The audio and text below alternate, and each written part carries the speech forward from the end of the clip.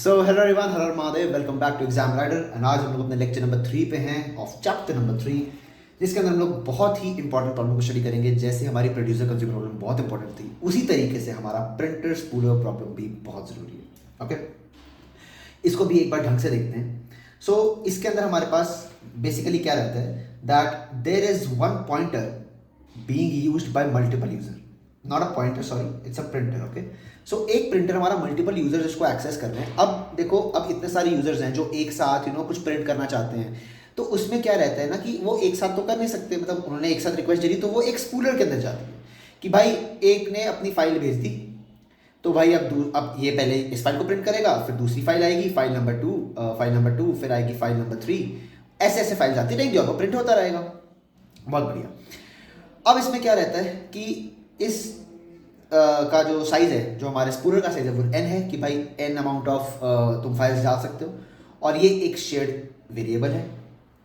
Why it's a share variable? Because में multiple users के पास वो एक ही वेरिएबल है जो अपना काउंटर बढ़ाता रहेगा। क्यों बढ़ाता रहेगा? क्योंकि भाई लाइक फॉर एग्जाम्पल 1 2 3 पे कोई फाइल आ चुकी है, तो उसके बाद 4th पोजीशन पे फाइल जाएगी, और अगर 4th पोजीशन फाइल जाएगी तो कोई काउंटर होना चाहिए ना, या कोई वेरिएबल होना चाहिए जिसको बताएगा कि भाई अब नेक्स्ट फाइल कब जाएगी। तो ये एक ही पॉइंटर, ये एक ही चीज हर बंदे के पास है कि भाई हाँ, अब मेरी फाइल मैं इस पे डालूंगा। बहुत बढ़िया। अब as this printer is slow, a spooler is used to maintain the job of the printer. Okay. Jobs are stored in the spooler directory. Printer takes jobs one by one from the direct. बहुत बढ़िया। अब इसमें ना दिक्कत क्या होती है मैं तुमको बताता हूँ। अब इसमें ये तुम पिछली वीडियो में भी तुम्हें समझ आ जाएगा, पिछली वीडियो से तुम कनेक्ट कर सकते हो, नहीं देखिए तो देखा ना एक बारी।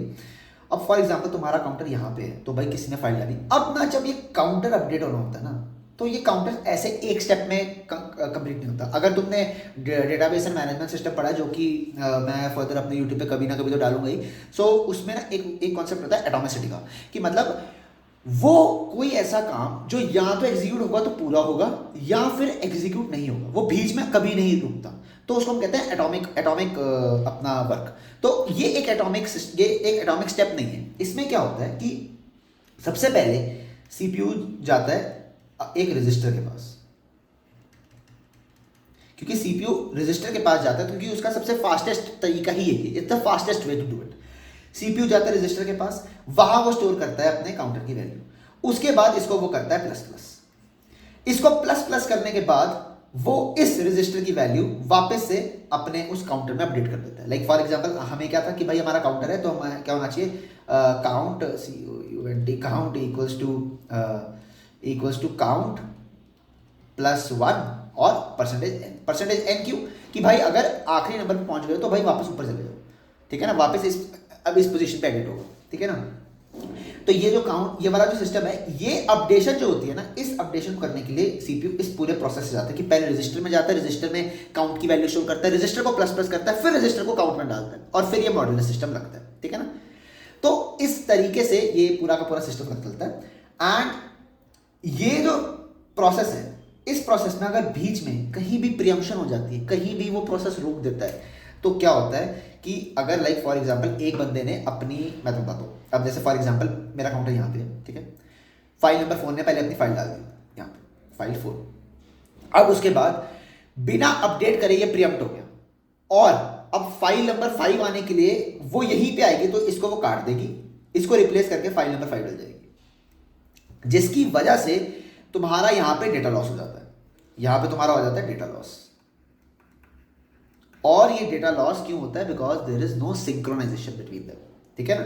तो this is a major problem in printer spooler problem. This is the main problem of printer spooler. यही एक इसका जो मेजर फ्लॉ है वो ये है। इसके अंदर देखो फाइनल प्रॉब्लम यही है कि वन फाइल इज ओवररिटन। कहां गया पेन? ये रहा, one file is overwritten, data loss occurs. बहुत बढ़िया। Conclusion क्या है? This creates a problem because shared variable is not synchronized. Multiple processes exist simultaneously.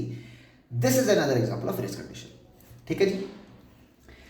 So with this मैंने आपको जो अपनी प्रिंटर स्पूलर प्रॉब्लम बहुत ही डिटेल में, बहुत ही ढंग से एक्सप्लेन कर दी है। सारी की सारी चीज़ें मैंने इसमें एक्सप्लेन कर दी हैं। कोई भी ऐसा कॉन्सेप्ट बचा नहीं जो इसमें एक्सप्लेन करने वाला हो, ठीक है ना। इस चीज़ को याद रखना कि भाई जो अपडेशन होती है ना, +1 होता है, वो +1 it's not an atomic process. वो प्रोसेस इट्स उसमें मल्टीपल चीज़ें इन्वॉल्व रहती हैं, तो उसमें भाई प्रियम्पशन होती है। जब प्रियम्पशन होती है तो भाई वो खराब कर देता है, क्योंकि भाई वहाँ वो सिंक्रोनाइज स्टेप नहीं है। तो इसी को हम सिंक्रोनाइज करते हैं with multiple solutions and all. तो जो सॉल्यूशंस हमारे सिलेबस में ऑपरेटिंग सिस्टम के, उनके हम सारे सॉल्यूशंस डिस्कस करेंगे जब हम सेमाफोर्स पढ़ेंगे या चीज़ें पढ़ेंगे। वो आगे की बातें वो हम कभी और करेंगे, वो अपनी नेक्स्ट वीडियोस में करेंगे, right. So yeah, that was all from my side for today. Thank you very much for watching this video. Har Har Mahadev.